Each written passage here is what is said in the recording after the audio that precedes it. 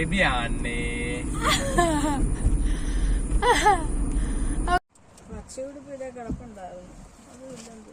അതെ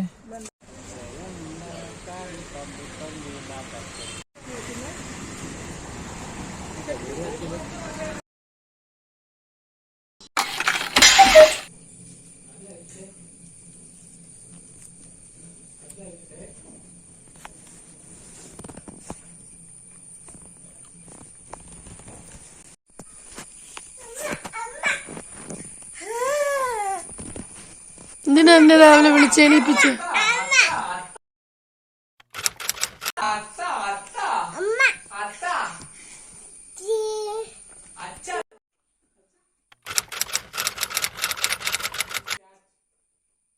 hello guys, welcome back to my channel. അപ്പോൾ ഇന്നത്തെ പോലെയൊന്നും അല്ല കേട്ടോ. ഇന്ന് കുറച്ച് ബിസി ഡേ ആണ്, വർക്കുള്ള ദിവസമാണ്, കുറച്ച് ഫംഗ്ഷൻ്റെ പരിപാടികളുണ്ട്. ഇപ്പോൾ ഞാൻ കഴിഞ്ഞ വീഡിയോയിൽ പറഞ്ഞ് നിർത്തിയിട്ടുണ്ടായിരുന്നു ഒരു ഫംഗ്ഷനുള്ള കാര്യമൊക്കെ. അപ്പോൾ അതിനകത്ത് ചില വീഡിയോയ്ക്കകത്ത് കണ്ടപ്പോൾ നിങ്ങൾക്ക് മനസ്സിലായിട്ടുണ്ടാവും ഒരു ബർത്ത്ഡേ ആണെന്നല്ലേ. ഇപ്പം ഞാൻ സാധാരണ ഇങ്ങനെ 7:30 എണീക്കാറില്ല കേട്ടോ. ഇന്ന് അപ്പനും മണ്ണും കൊണ്ട് രാവിലെ എണീറ്റിട്ട് ലൈറ്റ് ഇട്ടിട്ട് പോയതുകൊണ്ടാണ് ഞാൻ ചാടി എണീറ്റത്. പിന്നെ എന്തോ രാവിലെ എണീക്കാൻ ഒരു ഊഷ്മളതയൊക്കെ തോന്നി ചാടി എണീറ്റു. ഇനി അതങ്ങ് ശീലമാക്കിയല്ലോ എന്നും വിചാരിക്കുന്നുണ്ട്.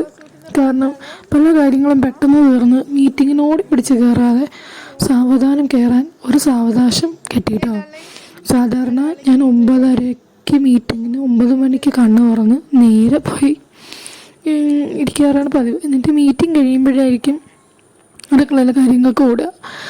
ഇന്ന് എന്തോ നേരത്തെ എണീറ്റു. എന്നാൽ അടുക്കളയിലെ കാര്യങ്ങൾ ആദ്യം ചെയ്യാം. ഞാൻ പൊതുവെ മുഖം കഴുകി പല്ല് തേച്ച് കഴിഞ്ഞാൽ ആദ്യം ചെയ്യുക അടുക്കളയിലെ കാര്യം ഫിനിഷ് ചെയ്യുക എന്നുള്ളതാണ്. അടുക്കളയിൽ എനിക്ക് ഒരുപാട് നേരം നിൽക്കുന്ന ഇഷ്ടമല്ലാത്തതുകൊണ്ട് തന്നെ അടുക്കളയിലെ കാര്യം ഞാൻ ആദ്യം തന്നെ ഫിനിഷ് ചെയ്യും കേട്ടോ. അപ്പോൾ അടുക്കളയിൽ എന്തെങ്കിലും പരിപാടി, ഇപ്പം ഞാനൊരു തോരനൊരു കറി, അങ്ങനെയാണ് ഇവിടെ മോസ്റ്റ്ലി എല്ലാവർക്കും ഇഷ്ടം. പിന്നെ നമ്മൾ ഈ ഒരുപാട് പച്ചക്കറി പോയി മേടിച്ച് ഇത് ചെയ്യണേക്കാളും കൂടുതലും നമുക്ക് മുറ്റത്തുനിന്ന് തന്നെ കുറേ സാധനങ്ങൾ കിട്ടും കേട്ടോ.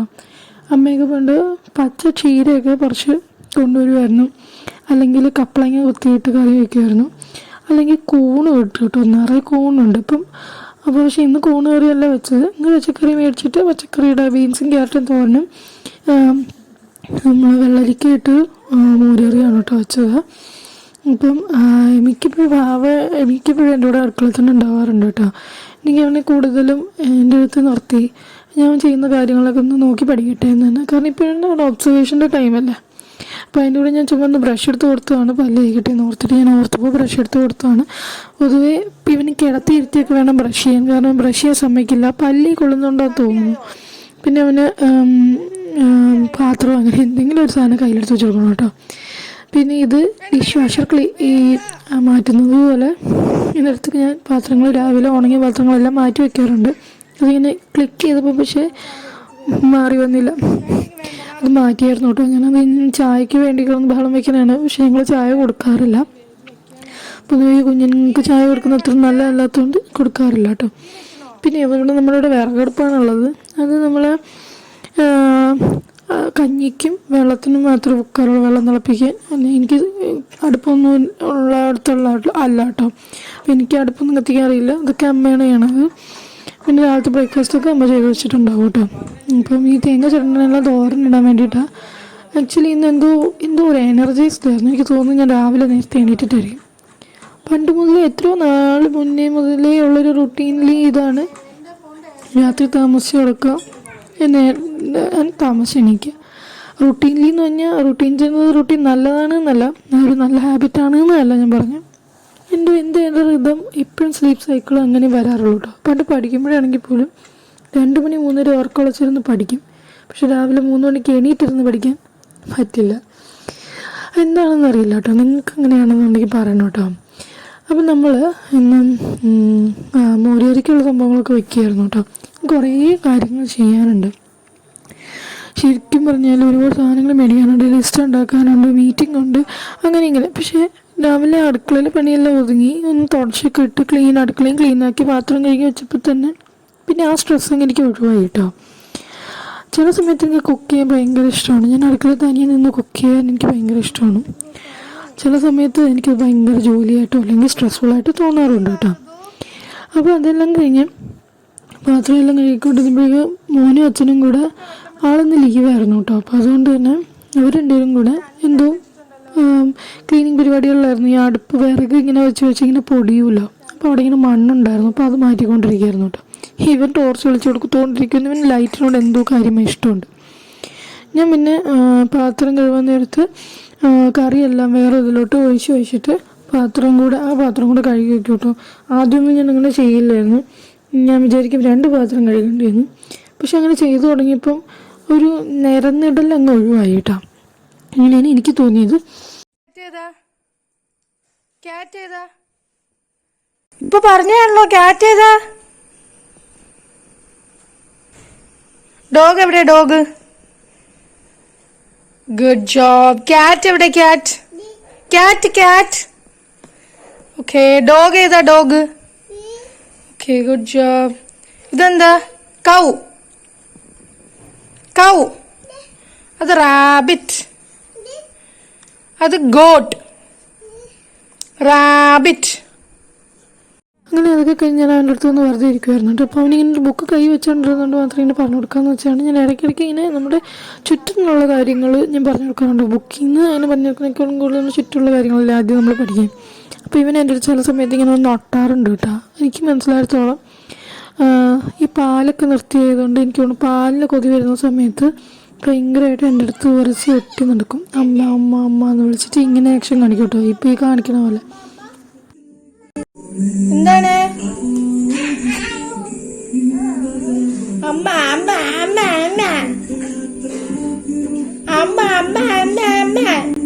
മരുവോ ഒന്ന് മാനു താൻ തനിയെ വ്ളോഗ് ചെയ്യാൻ പോകണോ? തനിയാണോ വ്ളോഗ് ചെയ്യാൻ പോണേ? അപ്പോൾ അതൊക്കെ കഴിഞ്ഞ് കുറച്ച് കഴിഞ്ഞിട്ട് ഞാൻ മീറ്റിങ്ങിന് കയറാൻ വേണ്ടി പോകാൻ സമയമായിരുന്നു കേട്ടോ. അപ്പോൾ ഇവരെന്താ ചെയ്യണമെന്ന് വെറുതെ വന്ന് നോക്കിയതായിരുന്നു. അത് കഴിഞ്ഞ് എനിക്ക് മീറ്റിങ്ങിന് കയറണം. അങ്ങനെ മീറ്റിങ്ങിന് ഞാൻ കയറി. അത്യാവശ്യം എന്താണ് നമ്മൾ കയറുക. എനിക്കിങ്ങനെ ഒരുപാട് പ്രസൻറ്റ് ചെയ്യേണ്ടതോ അങ്ങനത്തെ വലിയ റെസ്പോൺസിബിലിറ്റിയിലുള്ള ഒരാളൊന്നും അല്ല കേട്ടോ. അതുകൊണ്ട് തന്നെ എനിക്ക് എൻ്റെ മീറ്റിങ്ങിൻ്റെ ഇടയിൽ നിന്ന് വേറെ കാര്യങ്ങളും ചെയ്യാം. അപ്പം ഞാൻ ഫേസ് വാഷൊക്കെ ചെയ്തിരുന്നു. അപ്പം ഫേസ് ഇടാൻ ഓർത്തായിരുന്നു. പിന്നെ മോയ്സ്ചറൈസർ സൺസ്ക്രീൻ ഇടാൻ അന്നേരം സമയം കിട്ടിയില്ല കേട്ടോ.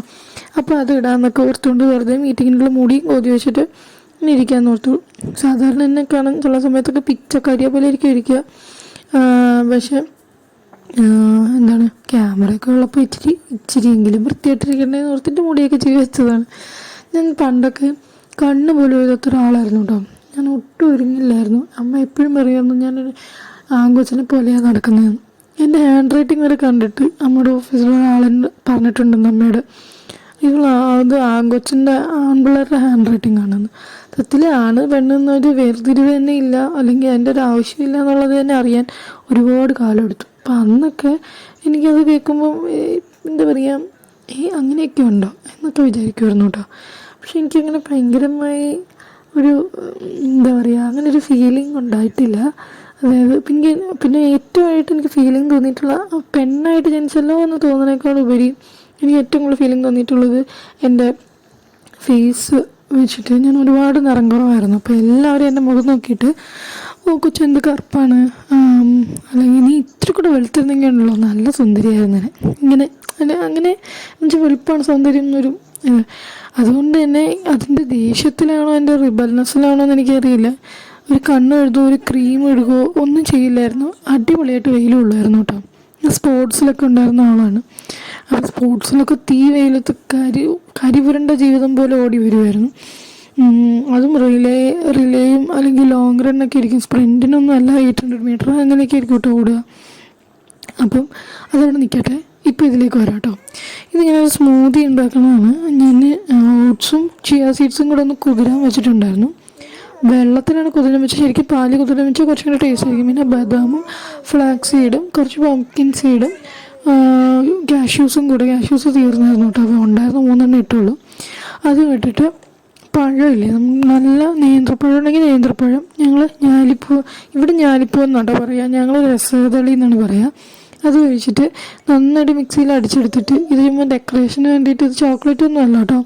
അത് മധുരത്തിന് വേണ്ടി നിങ്ങൾക്ക് ഡേറ്റ് സിറപ്പ് ഒഴിക്കാൻ ഞാൻ ശർക്കരയാണ് ഇട്ടത്. ഇത് ഡേറ്റ് സിറപ്പാണ്. ഞാൻ ഈ ചോക്ലേറ്റ് സിറപ്പിനകത്ത് ഷേക്കിലൊക്കെ വെക്കണം.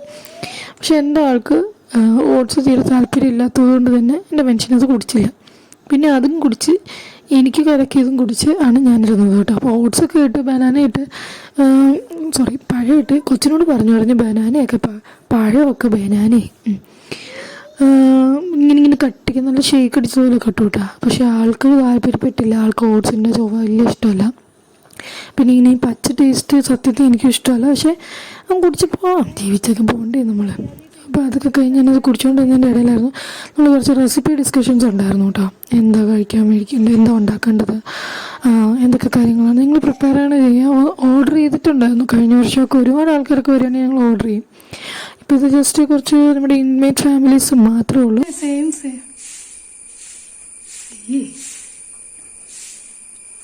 ആദ്യമായിട്ടാണ് മാച്ച് ഡ്രസ്സ് ഇടുന്നത്. കല്യാണം കഴിഞ്ഞ് 4 വർഷമാകും. അപ്പോൾ ഫംഗ്ഷൻ എന്നുള്ള കാര്യം ഞാൻ പറഞ്ഞില്ലല്ലേ. നമ്മുടെ ഇടയിലുള്ള ഫംഗ്ഷൻ എന്തെന്ന് ഞാൻ പറഞ്ഞിരുന്നു. പക്ഷേ നമ്മുടെ ഇടയിലുള്ള ആരാന്നുള്ളത് നിങ്ങൾ തന്നെ ഗസ് ചെയ്യുക കേട്ടോ. ഞാൻ കുറച്ച് കഴിയുമ്പോൾ തന്നെ വീഡിയോ ഒക്കെ അപ്ലോഡ് ആവും. എന്നാലും ചുമ്മാ ഒന്ന് ഗസ് ചെയ്തേക്ക്. അപ്പം അതൊക്കെ കഴിഞ്ഞിട്ട് ഞങ്ങളിങ്ങനെ ഒന്ന് പുറത്ത് പോകുമായിരുന്നു കേട്ടോ. പുറത്തെന്ന് പറഞ്ഞാൽ എനിക്കൊന്ന് പല്ല് ഇളക്കണമായിരുന്നു. എൻ്റെ പല്ല് ഫുള്ള് കേടായിട്ട് പല്ല് ഇളക്കണമായിരുന്നു കേട്ടോ. അപ്പോൾ പല്ല് ഇളക്കി ഷോപ്പിങ്ങിന് പോകാമെന്നായിരുന്നു ഞങ്ങൾ പ്ലാൻ ചെയ്തിരുന്നത്. പക്ഷേ അത് പ്ലാനിന് ഒരു ചെറിയ കോട്ടം തട്ടി. എന്തെന്നുള്ളത് ഞാൻ വഴിയെ പറയാം. അങ്ങനെ ഞാനൊരു ഗവേഷണം കണ്ടുപിടിച്ചായിരുന്നു കേട്ടോ. സത്യത്തിൽ ഗവേഷണമൊന്നുമല്ല, കേട്ടു നോക്കും. കാലുകളിൽ ഒരു സ്വർണ്ണ കൊലുസാക്കിയിടും. പണ്ട് നേരത്തെ ഉള്ളത് ചിലർ കറുത്ത ചെട കിട്ടിയിടുന്നതാണ്. ഞാൻ കുറച്ച് റിച്ച് ആയതുകൊണ്ട് സ്വർണ്ണ കൊലുസ് കിട്ടി.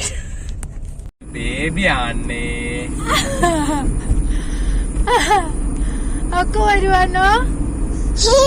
അയ്യടി ഒക്കെ വരുവാനോ? അപ്പോൾ അവന് ഉറക്കം വരുന്നുണ്ടെന്ന്. പക്ഷെ അവൻ ഉറങ്ങാതിരിക്കാൻ വേണ്ടി ചിരിച്ച് കാണിച്ചത് കേട്ടോ. സത്യത്തിൽ ബോധമില്ലാത്തൊരവസ്ഥ ഇരിക്കുകയാണ് അവൻ. എനിക്ക് പല്ലെടുക്കാൻ വന്നിട്ടുണ്ട്. ഇവിടെ തൊട്ടടുത്ത് തന്നെ ഒരു ക്ലിനിക്കിലാണ് കേട്ടോ പോയത്. സത്യത്തിൽ ഇപ്പോൾ വോയിസ് ഓവർ ചെയ്യുമ്പോഴെല്ലാം ഞാൻ പല്ലെടുത്ത് ആ ദിവസത്തിലാണ് പല്ലെടുത്ത്. നല്ല പെയിൻ ഉണ്ടായിരുന്നു. ഒരുപാട് പാട് കിട്ടും. എനിക്ക് 1.5 മണിക്കൂറെങ്കിലും എടുത്താണ് എൻ്റെ പല്ല് വലിച്ചൂരി എടുക്കാൻ. ഒരു കീറിയൊക്കെയാണ് എടുത്തത്.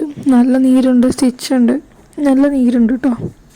ഇപ്പോഴും നല്ല നീരുണ്ട്. വർത്തമാനം പറയാൻ ആക്ച്വലി പാടില്ല. എന്നാലും നമ്മൾ വീഡിയോ മുഖ്യം പെയ്യില്ലേ. അതുകൊണ്ട് ആദ്യമൊക്കെ ഞാൻ വീഡിയോയ്ക്ക് ഇങ്ങനെ എത്ര വ്യൂ പോയി അങ്ങനെയൊക്കെ നോക്കാറുണ്ടായിരുന്നു കേട്ടോ. ഇപ്പം എനിക്ക് വീഡിയോ ഇടൽ എന്തോ എനിക്ക് തന്നെയുള്ളൊരു മോട്ടിവേഷൻ പോലെ എനിക്ക് തോന്നുന്നു. അങ്ങനെ ഞാൻ വീട്ടിൽ വന്നു, ഐസൊക്കെ വെച്ച് കുറച്ച് നേരം കിടന്ന് ഉറങ്ങിയിട്ട് അത് കഴിഞ്ഞിട്ട് ഞാൻ തിരിച്ച് എണീറ്റു. നമുക്ക് ഇനി സാധനങ്ങൾ മേടിക്കാൻ പോകാനുണ്ട്. അപ്പം കാർക്ക് എടുത്ത് പിന്നെ ഇറങ്ങി ഞാൻ തന്നെ പറഞ്ഞു നമുക്ക് പോയി മേടിച്ചാലോ. അപ്പോൾ അവരാദ്യം പറഞ്ഞിരുന്നു അണപ്പല്ല് ഇളക്കി തരുന്നു കേട്ടോ. അണപ്പല്ല് ഇളക്കി ഇതിനും നല്ല മണി തലയിളങ്ങാനോ ഒന്നും പാടില്ലല്ലോ. പക്ഷേ ഞാൻ പിന്നെ ഓർത്തു ഇനിയിപ്പോൾ ഇത് മേടിക്കാനാണെങ്കിലും നമ്മൾ തന്നെ പോകണമല്ലോ. അപ്പോൾ പിന്നെ ഞാൻ ഓർത്ത് വേണ്ട, നമുക്ക് പോയേക്കാം ഓർത്തു. നല്ല വേദന എനിക്ക് തോന്നുന്നു.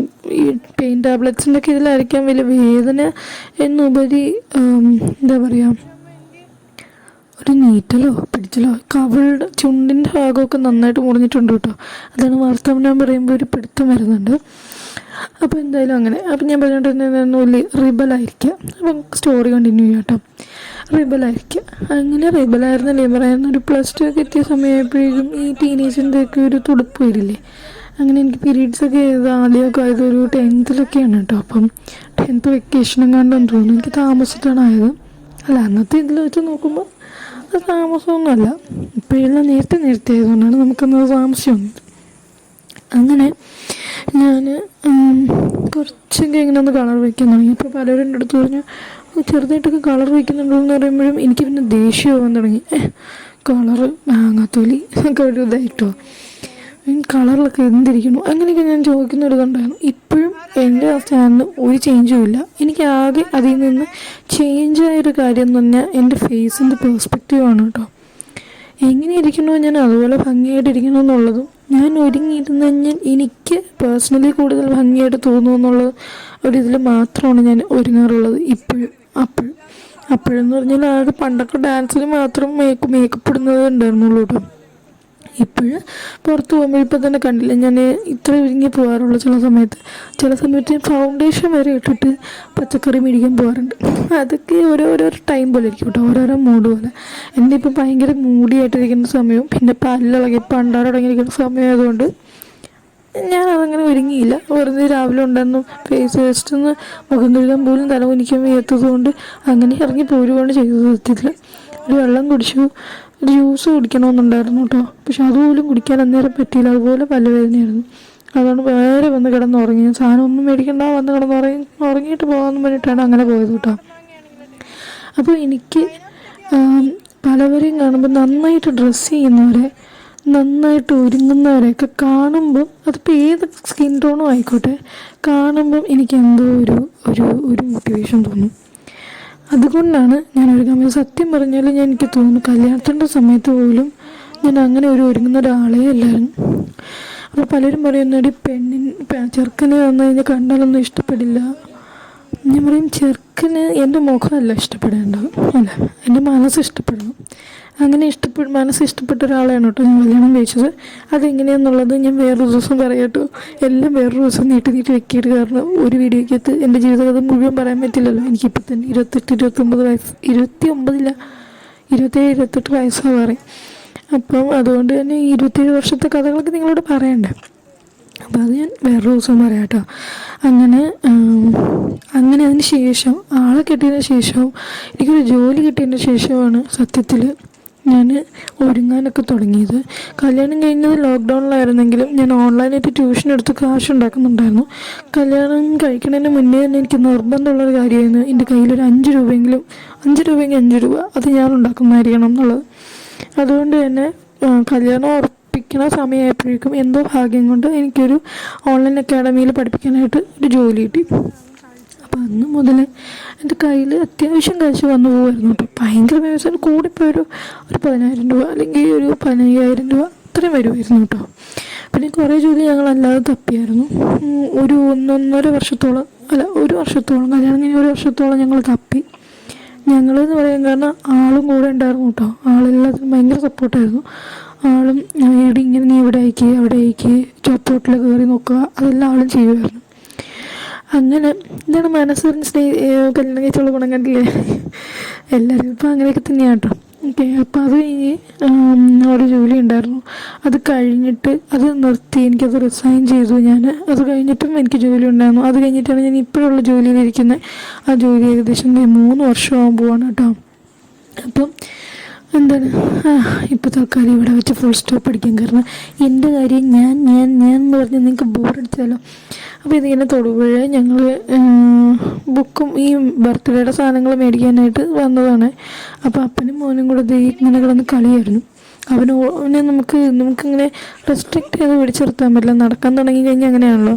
ഇവനും ചെറിയ സ്പേസ് ഡിലേസും നടക്കാനൊക്കെ ആദ്യം ഡിലേ ഉണ്ടായിരുന്നു കേട്ടോ. ഞങ്ങൾക്ക് നല്ല പേടിയുണ്ടായിരുന്നു.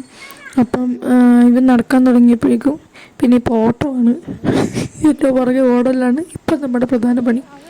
അത് കഴിഞ്ഞ് ഞങ്ങൾ ഡ്രസ്സ് ഷോപ്പ് ചെയ്യാൻ പറഞ്ഞായിരുന്നു കേട്ടോ. ഇപ്പോൾ അവിടെ നിർത്തിയതിൻ്റെ ഉദ്ദേശം എന്ന് പറഞ്ഞത്, സത്യം പറഞ്ഞാൽ ഒരു കാര്യം എനിക്ക് മെൻഷൻ ചെയ്യാൻ മറന്നുപോയി. ആ ഇന്ത്യൻ ഫ്ലാഗ് വെച്ചുകൊണ്ടിരുന്നത് നമ്മളല്ലാതെ വേറൊരു ചേച്ചിയുടെ നിന്നില്ല. ആ ചേച്ചി വെറുതെ വന്നവനെ എടുത്തതാണ് കേട്ടോ. എന്നിട്ട് പോരുന്നുണ്ടെന്ന് വെച്ചാൽ പോവുകയും ചെയ്തു. ഉടനെ തന്നെ ഈ ഫ്ലാഗ് കാരണം കൈ കൊടുത്തിട്ട്, അത് ആ ചേച്ചി മേടിച്ചു കൊടുത്ത ഫ്ലാഗ് ആയിരുന്നു കേട്ടോ. പക്ഷേ ഞാൻ കൈ കിട്ടിയ പാടെ എന്നെ വലിച്ചു കയറി കളഞ്ഞു. പാവം കുട്ടി, എന്താ പറയുക, ദേശീയ പതാകയാണ്, അതിൻ്റെ ബഹുമാനം എന്താണെന്ന് കൊച്ചിനറിയില്ലല്ലോ. ശരിയല്ല, എന്നാലും അന്നേരം കാണുന്നതിന് മുന്നേ മിന്നും മറയിൽ കീറി കളഞ്ഞു കേട്ടോ. അപ്പോൾ ഇത് മഹാറാണി വെഡിങ് കളക്ഷൻസ് എന്ന് പറഞ്ഞിട്ട് തൊടുപുഴത്തൊരു ഫേമസ് കടയാണ്. സാമന്തയൊക്കെ വന്നിട്ടാണ് കേട്ടോ ഇത് ഇനോഗ്രേറ്റൊക്കെ ചെയ്തത്. അപ്പം നമ്മളിവിടെയും ഇങ്ങനെ ഞാൻ എല്ലാ ഫ്ലോറിലും ഒന്ന് കയറി ഇറങ്ങിയായിരുന്നു. അപ്പം ഇതെനിക്ക് തോന്നുന്നു ടോപ്പ് ഫ്ലോറാണ്. പിന്നെ അതെ കണ്ടോ, കുണ്ടണി കാണിക്കുന്നുണ്ടോ. അപ്പോൾ അതിൻ്റെ അടുത്ത് തൊട്ടടുത്തിരിക്കുന്നൊരു ബേബി ആയിരുന്നു കേട്ടോ. അപ്പോൾ അവൻ്റെ ബേബീനെ തൊടാൻ വേണ്ടി വഴക്കിട്ടുണ്ടെന്നതാണ്. അത് കഴിഞ്ഞിട്ട് ഇത്രയ്ക്ക് അടിപൊളിയൊക്കെ ആക്കിയെന്ന് ഞാൻ അറിഞ്ഞില്ല. പഴയ മഹാറാണിയുടെ വീഡിയോ ഇട്ടതായിട്ട് എനിക്ക് ഓർമ്മയില്ല, ഞാൻ ഇട്ടിട്ടില്ല. അതുകൊണ്ട് ഞാൻ അങ്ങനെ അവിടെ പോകാറില്ല. ഇപ്പോൾ അതിൽ വന്നതുകൊണ്ട് അതിൽ പോയതാണ് കേട്ടോ. എല്ലാ സാധനം വന്ന് മേടിച്ചു, എല്ലാം കഴിഞ്ഞു കേട്ടോ. അങ്ങനെ എല്ലാം വീട്ടിലെല്ലാം ഒതുക്കണമായിരുന്നു. ഞാനെല്ലാം ഒന്നും ഒതുക്കിയത്, എനിക്ക് തല അനക്കാൻ പാടില്ലായിരുന്നു. എല്ലാ ആളാണ് കേട്ടോ ചെയ്തത്, ആളും അമ്മയാണ് ചെയ്തത്. അപ്പം ഇനി അടുത്ത ദിവസം വേറൊരു വീഡിയോ വീണ്ടും കാണാം. See U.